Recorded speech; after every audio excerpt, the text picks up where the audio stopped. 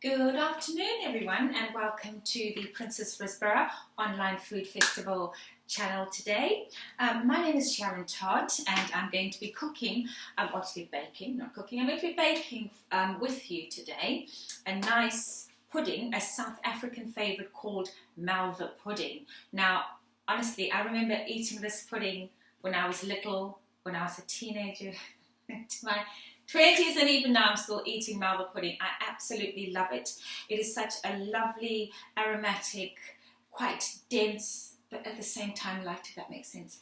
And it's like a sticky toffee pudding. You know the sticky toffee pudding that we're all quite familiar with? It's a similar thing. So in South Africa, we'd say the closest to our sticky toffee pudding is Malva pudding. Now Malva pudding, I don't know where it originated from, as in why it was called Malva pudding, but I did a little bit of reading online and someone said it was named after some lady called Malva. Apparently geranium, some sort of flower, is a South African name. They will say it's a Malva. I don't know how correct that is, but what I do know for certain is we used to make lots and lots of Malva pudding growing up with my mum and my aunties, and also at school when I did home economics cookery, we used to do lots of Malva pudding as well. So without further chit chat, I'm going to go straight into going step by step with you how to make this absolutely glorious glorious pudding.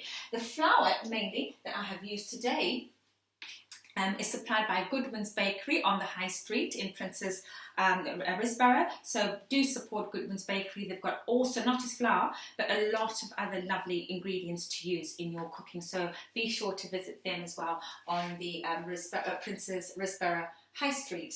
So that's where I got my flour from today. So thank you, Goodwill Bakery.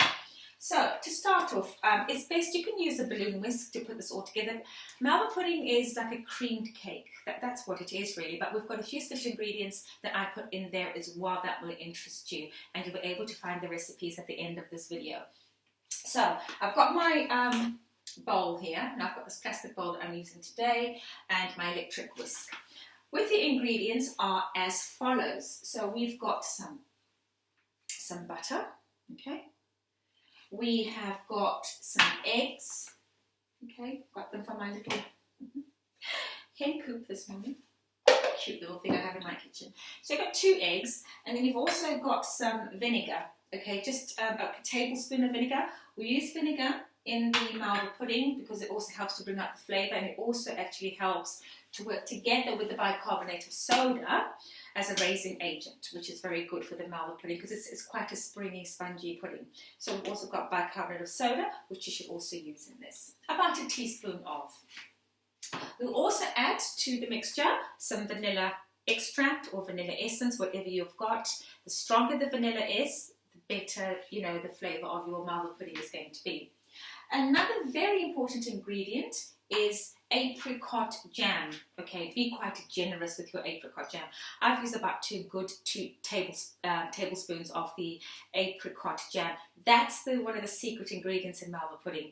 If you have made a pudding without the apricot jam, it's not Malva pudding. Malva pudding's got to have the apricot jam. So that's quite an important ingredient.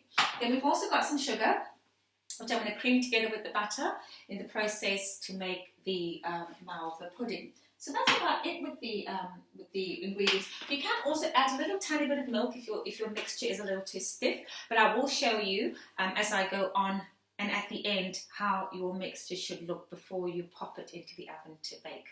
And when it comes out of the oven, I have got another caramel sauce, I like to call it, that we're going to cook separately on the hob, and as soon as that cake comes out that oven, you're going to pour generously the caramel syrup over the warm cake coming out of the oven.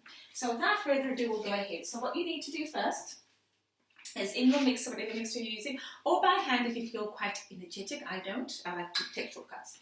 So in goes the butter, and you are going to cream that together with your sugar, okay? And the quantities of the recipes, etc., are at the end of the video. You'll be able to find those in the links that will be provided. So you're going to cream that together. It might work if I...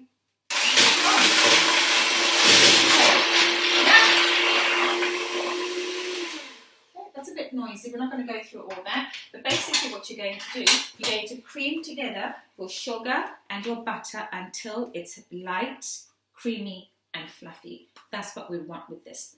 My mixers too, so we're not going to keep doing that.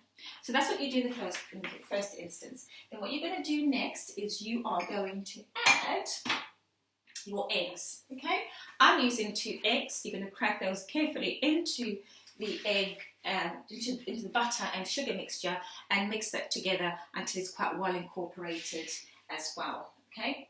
So once you do that, you then stop the mixer. You're going to add in, or you can actually put, when you sift your flour, you can mix that together with the bicarbonate of soda. That's fine as well. But I tend to gradually add in my flour after the egg's gone, and then gradually add the flour in bit by bit as you are mixing, just to try and get that nice creamy texture. And then at the same time, or alternatively, you can then put in your 1 teaspoon, it's about 1 teaspoon of bicarbonate of soda into the mixture, and continue to mix that up. Now you should start getting a nice smooth consistency, which should, which I prepared before, resemble that sort of a dropping consistency, okay? I remember in home economics, my home economics teacher, her name was Mrs. Mlilo, which means a fire actually in Zulu, or Ndebele, and she used to say, it must be a dropping consistency like this. So something like that is what you're after, okay? Kind of encourage you like that. Then that's perfect. Then you will then add, I put this at the end, your apricot jam. I put that right at the end, and then mix that through quite lightly, or fold it in. Okay, you can continue to use your mixer to mix that, or if you're using hand, or if you want to switch to folding in by hand, you can use a metal spoon and gently fold in that apricot jam. So that's now ready to go into the oven. So I have made one ahead of time, and my kitchen smells lovely, just smelling of Malva pudding. So we're going to come across to the oven here, and I'm going to take out the Malva pudding in a minute. But before that, actually, I did mention, didn't I, at the beginning, that you have a nice caramel, just turn this around so you can see, a nice caramel sauce that you make, and then you're going to pour that while it's hot over the Malva pudding when it comes out of the oven. So I'm just going to turn my hob on and just reheat that gradually. So basically, what's in the sauce to make that caramel, that sweet caramel sauce to pour over the Malva pudding, is made up with some fresh cream. Pick yourself some fresh cream, about 1.5 cups of fresh cream should do just fine, and also some milk. Okay, so you pour that into the saucepan together with a little bit of the milk, like I said, and also maybe a teaspoon of vanilla extract, essence, along with, I have made this ahead of time, okay, so I'm just reheating that so I can show it to you as I pour it onto the Malva pudding. So what's gone in there is the fresh cream, about 1 cup of that, some milk, some vanilla extract, and a couple of tablespoons of sugar. Okay, so you can use this plain white sugar, or you can use brown sugar if you want to carry on the nice brown theme going on here with the Malva pudding. But that's all you put in there. So it's cream, milk, vanilla extract, and some sugar. And you just gently melt that over heat. Basically, you're trying to melt the sugar so it's nice and dissolved. And the texture, or the consistency, that you need to have there, is that. Again, it's slightly runny, so you can pour that through. If you can see that, that's the kind of consistency we're after. It is deliciously, sinfully sweet. Very nice. So now I can hear my oven beeping. Good timing for the Malva. So if we come across here, okay, to the oven. Okay, get my oven gloves on, and this. Child, this is the Malva pudding. Okay, I had checked it earlier before to make sure that the middle bit is cooked, and I sort of poked quite savagely with a knife through there to see that it had cooked, and it has cooked can actually see through that now that it's cooked. So this is the kind of consistency, you see, sort of spongy, like that you want of your Malva pudding. Okay, so now we're going to take it across to the hob. Okay, if you're going to turn that right, you come with me, leave you behind. And then we are going to place this on here. Just be really careful. That. Okay, so what we're going to do is, while the Malva pudding is hot, warm, etc., it mustn't be cold. It's best, the sauce is best put on if it's, what's that beeping? It's complaining because I've got this on the induction thing.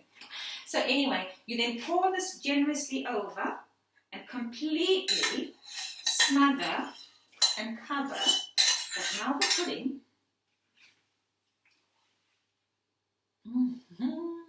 I'm telling you, I'm not sweet enough. I need to be eating a lot of this caramel sauce. So, this is what you get. You just, I've got chef's hands, so don't worry, I can withstand the heat. So it's like that. Okay, so it's completely smothered in that caramel sauce. The more sauce you put on, the better. Think of it like a custard you're putting on with your dessert or cake, etc. Except this custard, the sauce, we're putting on the Malva pudding when it comes out of the oven and it's still nice and warm. So, I can't really wait too long. I'm going to cut into it and see what that looks like. You should actually leave this to cool, but because I want to show you kind of how it looks, I'm going to cheat a little bit and cut through so I can eat it now and show you how it looks. Okay. Just going to go across and get a little saucer and put that through.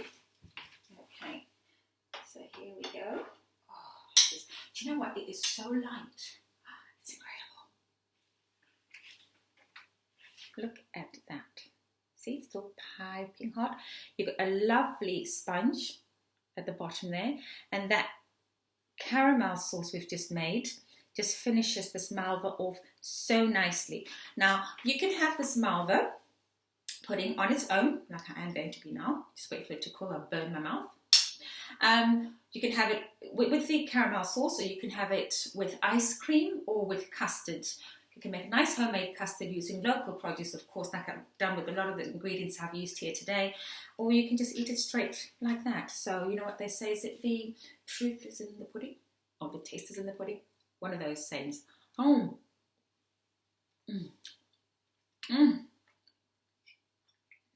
This is the food of the gods. Guys, do try and make this lovely Malva pudding. I promise you. And I'm not just saying that because I'm from that part of the world in Southern Africa. Not at all. This pudding is really, really nice, and it's lovely and nice. So try it for a bit of a variation during this lockdown period when you're kind of stuck of what maybe desserts to make for your families or for yourself, or what other baking things can you try your hand at. This is a really, really lovely pudding. Great for when we come out of lockdown at some point and we're with our families and friends, and you can try this recipe out and see what they think. I'm telling you, you will get a 10 out of 10. So thank you so much for watching, and the recipes for what I made earlier, the babuti, and the particular recipe for Malva pudding is going to be listed after this video. So you can have a look at that and go on the Instagram page and view it and put it together and see how far you get. All the best of luck and stay safe, and I will see you really very soon. Bye-bye now.